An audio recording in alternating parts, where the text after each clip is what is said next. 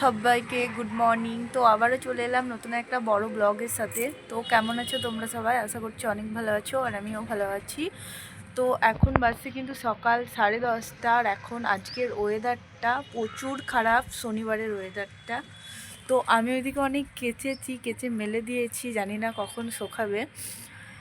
তো চলো সারাদিন কি করি না করি সেটাই তোমাদের সাথে শেয়ার করছি। তো শনিবার দিন মা সকালে পুজো দিতে গেছিলো, আর প্রচণ্ড ওয়েদারটা খারাপ আজকের। তো চলো সারাদিন কি করি না করি সেটাই তোমাদের সাথে শেয়ার করি।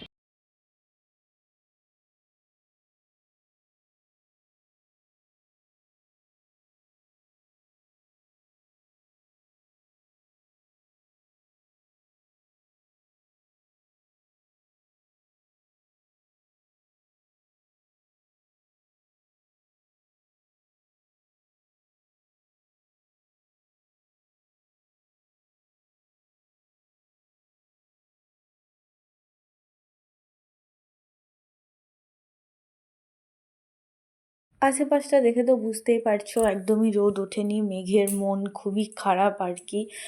তো চলো এবার নিচে যাই, নিচে গিয়ে কি রান্না বান্না করব তো সেটাই তোমাদের সাথে শেয়ার করব। আজকে যেহেতু ওয়েদারটা প্রচণ্ড খারাপ, এই জন্য একটু দেরি হয়ে গেল। আর ওই যে দূরের বাড়িগুলো দেখতে পাচ্ছ, একদম কুয়াশাতে কিছু দেখা যাচ্ছে না। তারপরে চলে এসেছি নিচে, আর নিচে এসে এখানে কিন্তু যেহেতু রান্না করব নিরামিষ বাঁধাকপি, আর এখানে কিন্তু আমি বেগুন ভাজা করে নিচ্ছিলাম। তো এখন আমার বেগুন ভাজাটা করা হয়ে গেছে, আর এরপর আমি করব কিন্তু বাঁধাকপি। তো তোমাদের কার কার বাড়িতে শনিবারের দিন নিরামিষ হয় আমাকে একটু কমেন্ট করবে। আর আমাদের বাড়িতে কিন্তু শনিবার আর বৃহস্পতিবারটা নিরামিষ হয়। তো এখানে আমি করে নিচ্ছিলাম বেগুন ভাজা। আর বেগুন ভাজা কার কার খেতে ভালো লাগে একটু আমাকে কমেন্ট করে জানিও। তো আমার তো অনেক ভালো লাগে, আর বেশিরভাগ শনিবারের দিন আমাদের বাড়িতে বেগুন ভাজা হয়। তো বেগুন ভাজার করার পরে এখানে আমি বাঁধাকপিটা বসিয়ে দিয়েছিলাম, আর বাঁধাকপিটাও প্রায় আমার শেষের দিকে। আর এটা কিন্তু নিরামিষ করে বাঁধাকপি করেছিলাম, মটরশুঁটি আর টমেটো দিয়ে আর কি। তো এখানে আমার কিন্তু বাঁধাকপিটা প্রায় কমপ্লিট। আর এরপর কিন্তু মা আমাকে এনে দিয়েছিল পনির, আর পনিরটা এদিকে কেটে দিয়েছিল। তারপর কিন্তু আমি পনিরটা করে নেব, আর এখানে কিন্তু আমি ভেজ ডাল করে নিচ্ছিলাম।